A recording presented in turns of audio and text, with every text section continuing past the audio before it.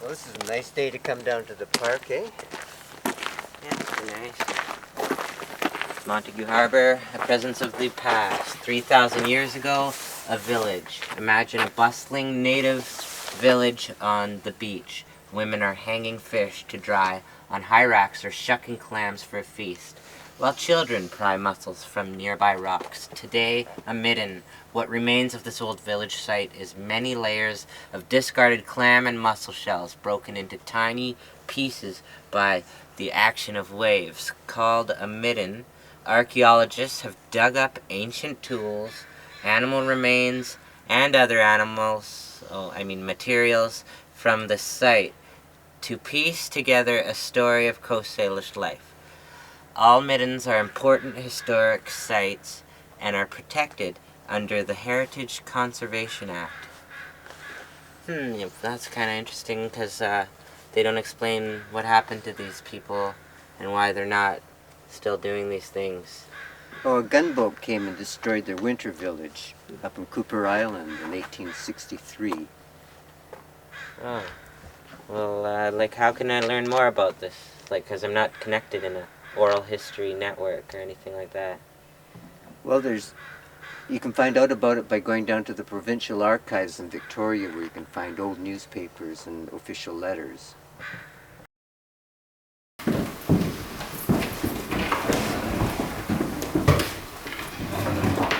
Well, this is the evidence I've got so far.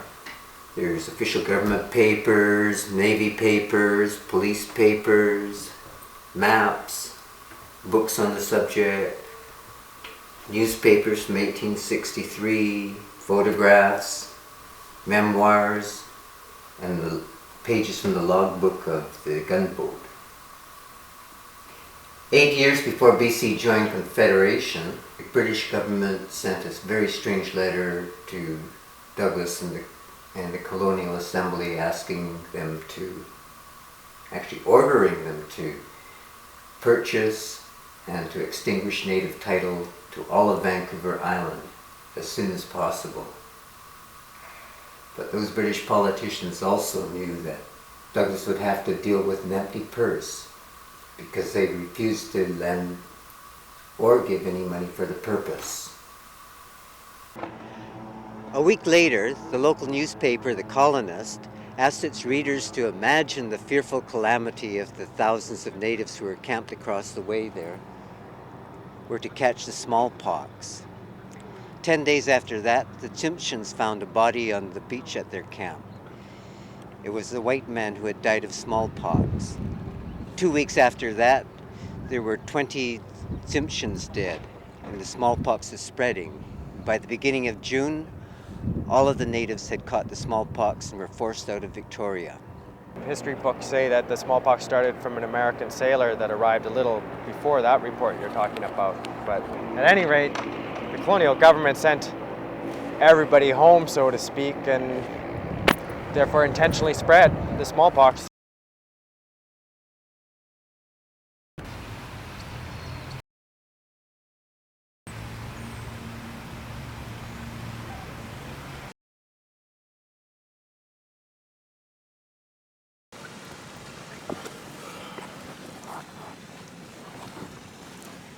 Well, a lot of the newcomers to Victoria wanted to try their hands farming. So in 4 months after that letter, Douglas took 100 settlers up to Cowichan while the Cowichans were away fishing. And he promised to come back in a couple of months to pay them for their land, but he never returned. In April of 1863, 2 Americans were murdered on Saturna Island and 1 on Pender Island. And Douglas sent Police Superintendent Smith on a gunboat to investigate the matter. What did he come up with?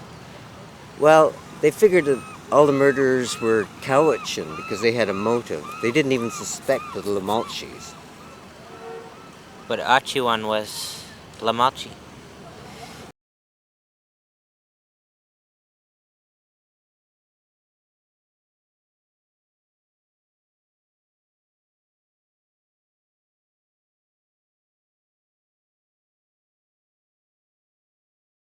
Here we are at the entrance to Ah-Chee Bay, the site of the once Ah-Chee village.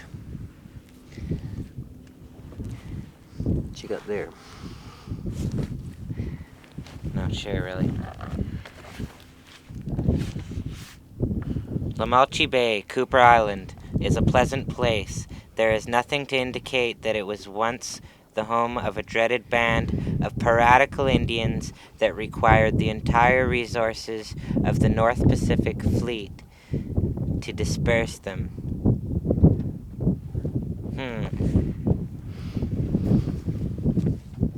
Well, what do you think of that? Pretty loaded. Yeah, according to the ship's log, the ship's anchored right here at the entrance, and half an hour later, they asked the chief to come on board. And the chief, of course, didn't want to come on board, so he didn't. And an hour later, they started firing on the village. They kept on firing until it was flattened. What were they firing on the village?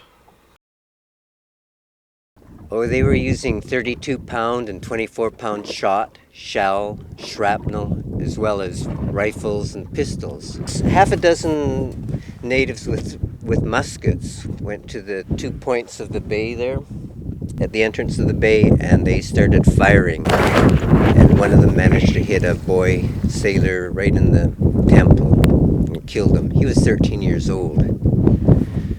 How many native people were killed? I believe 2 women were killed.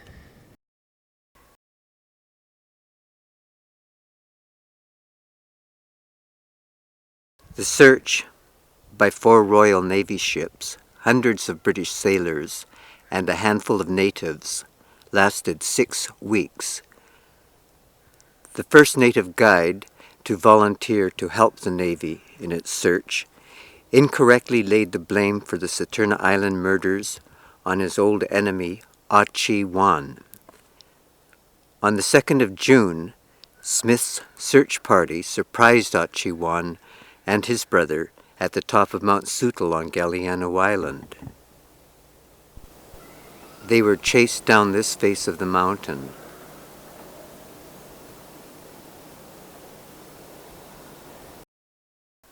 To this beach where they were captured. Presiding judge in the trial of Ah-Chee-Wan was Chief Justice Cameron, who was the Chief Justice of the Colony of Vancouver Island. Yeah, he was also Douglas's brother-in-law. Ah-Chee-Wan didn't have a chance. Smith perjured himself, and the interpreters were hostile. What languages they were interpreting from what to what? Oh, they were interpreting from English to Chinook to Cowichan and back again. The judge gave a very strange interpretation of the law. Oh, what was that? Well, because Ah-Chee-Wan was there at the firing of the gunboat, he was found guilty of the murder of the boy sailor. So let me get this straight. They executed him for merely being a witness to others firing on the gunboat. Yeah, that's right. Bizarre. Between the trial and the hanging, the local newspaper wrote that there had been torture, a mock hanging, and flogging aboard the gunboat during the search. Huh. What other forms of torture did they use? We don't really know. They don't usually make a plaque about that. And before the hanging, the jury, some of the members of the jury put out a petition trying to save Ah-Chee-Wan's neck. Huh. So after the trial was over, some jurors circulated a petition around Victoria to try and stop the execution. That's interesting. But they were unsuccessful in stopping his execution. Yeah, it didn't do no good.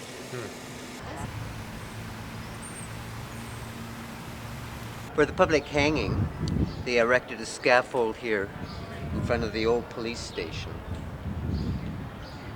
Did they have like a special one just for him? Yeah, they took down the scaffold right after the hanging. Oh. They have an official hangman. They gave a prisoner $50 in his freedom for doing the job, but he botched it. He put the knot under Ah-Chee-Wan's chin rather than behind his ear. Because he had no training, right? Well, Ah-Chee-Wan spent 20 minutes struggling before he died.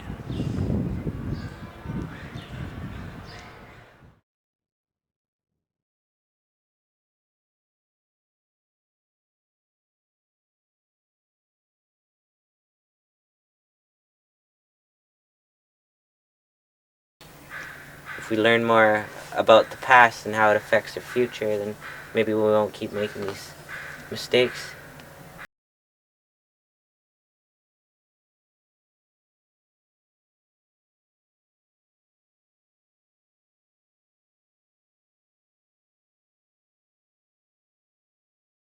History isn't always the past, like a textbook of the past, but it lives on in the present. And so our governments have had a motivation to cover up the history of oppression here.